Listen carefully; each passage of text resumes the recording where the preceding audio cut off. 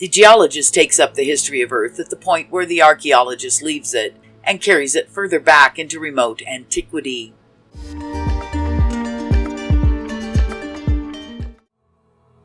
His classification is based on the examination of the whole system of stratified rocks and not on mere relics of surface strata. These stratified rocks have been divided into 5 principal classes according to character of the fossils found in them, and they represent 5 different periods in the history of our planet. These geological eras, like the 3 ages of stone, bronze, and iron, cannot be separated very sharply from each other. Taken as a whole, we can clearly distinguish one era from another by its characteristic fossil remains. Each of these geological ages, or eras, is again subdivided into a number of different periods.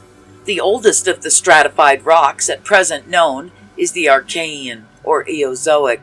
Next up in the chronological order comes the primary, or Paleozoic, the secondary, or Mesozoic, the tertiary, or Cainozoic, and at last the Quaternary. The Quaternary era, with which alone we are here concerned, is subdivided into the Pleistocene, or the Glacial, and the recent, or Post-Glacial period. The close of the first and the beginning of the second is marked by the last glacial epoch, the Ice Age, during which a greater portion of northern Europe and America was covered with an ice cap several thousand feet in thickness. The Iron Age, the Bronze Age, and the Neolithic Age come under the recent or post-glacial period, while the Paleolithic Age is supposed to fall in the Pleistocene period, though some of the Paleolithic remains are post-glacial, showing that Paleolithic man must have survived the Ice Age for some time. Latest discoveries and researches enable us to carry the antiquity of man still further by establishing the fact that men existed even in the Tertiary era.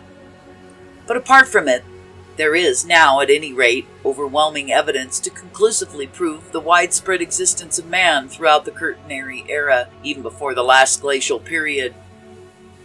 Various estimates have been made regarding the time of the commencement of the Neolithic Age, but the oldest date assigned does not exceed 3000 BCE, a time when flourishing empires existed in Egypt and Chaldea. These estimates are based on the amount of silt which has been found accumulated in some of the smaller lakes in Switzerland, since the lake dwellers of the Neolithic period built their piled villages therein.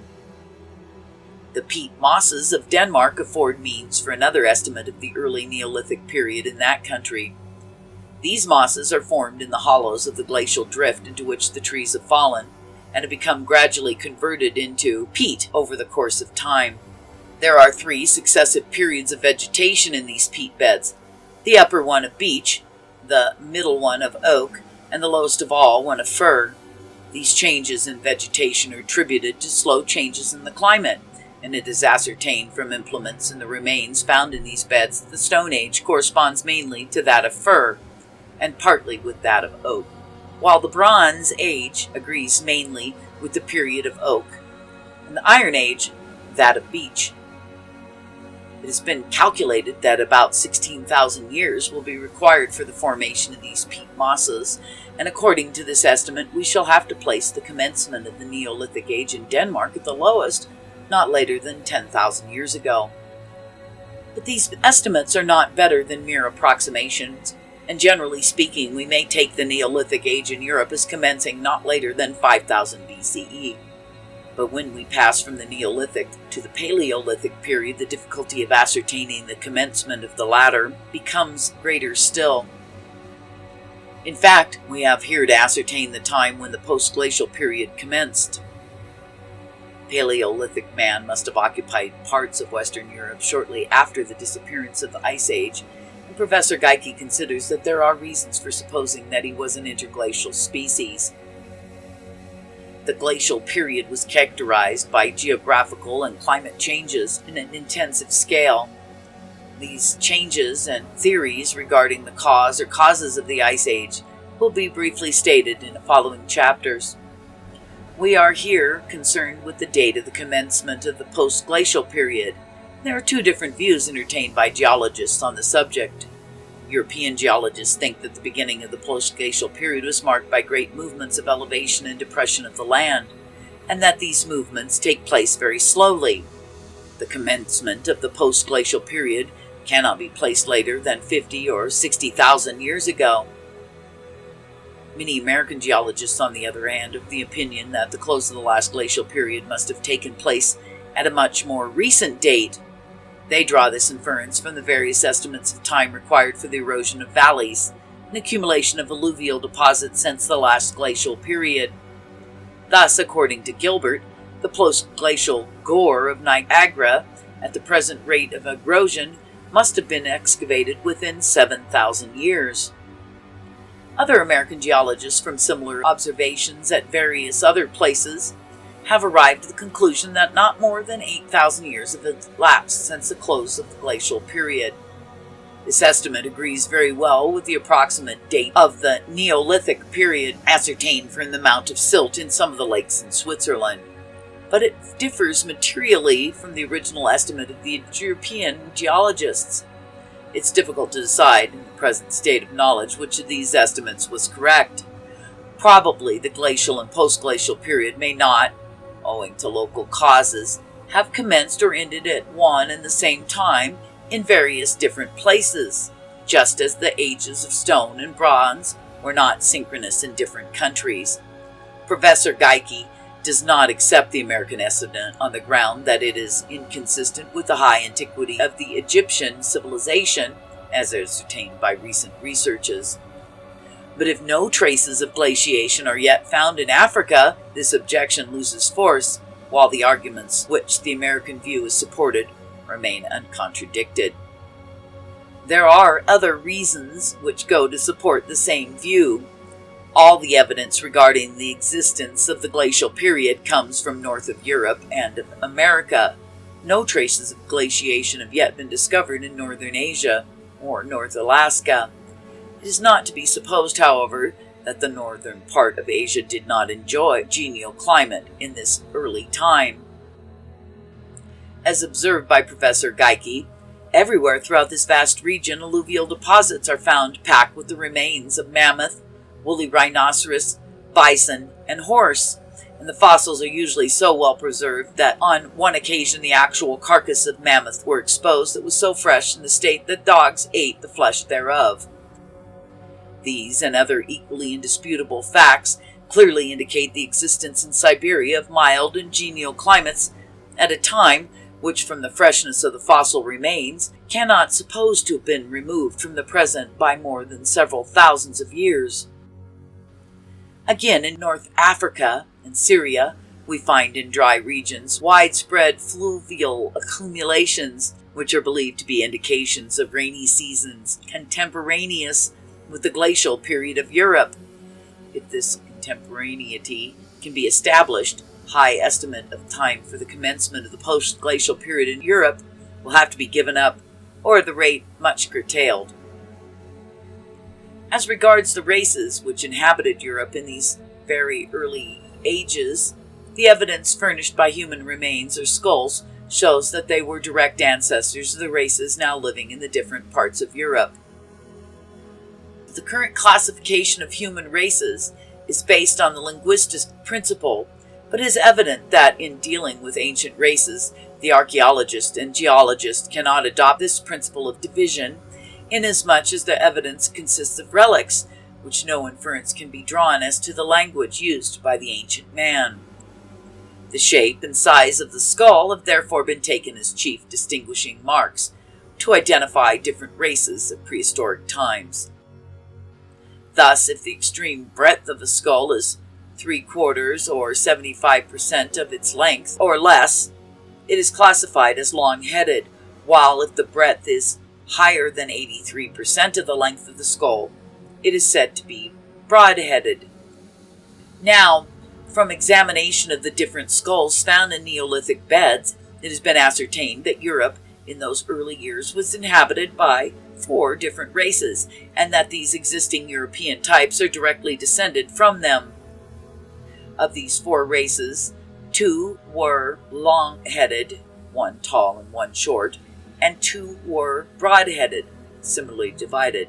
but the languages at present spoken by Europe and the races exhibiting the characteristics of these two types is evidence that one alone of these four ancient races could be the real representative of which the modern race, though it is a strong difference in opinion as to which of these represented the primitive race. German writers like Porsche and Penka claim that the tall, long-headed race were the ancestors of the present Germans, while the French writers maintain that the primitive race were broad-headed and that the true type was represented by the Gaul. Canon Taylor, in his Origin of the Aryans, sums up the controversy by observing that when the two races come in contact, the probability that the speech of the most cultured prevails, and therefore it is, he says, an easier hypothesis to suppose that the long-headed savages of the Baltic coast acquired speech from their broad-headed neighbors, like the Lithuanians, than to suppose that they succeeded in some remote age in Aryanizing the Hindus, the Romans, or the Greeks. Another method of determining which of these four races represented the primitive race in Europe is compared to the grades of civilization attained by the undivided race, as ascertained from linguistic paleontology, with those attained by the Neolithic races as disclosed by the remains found in their dwellings.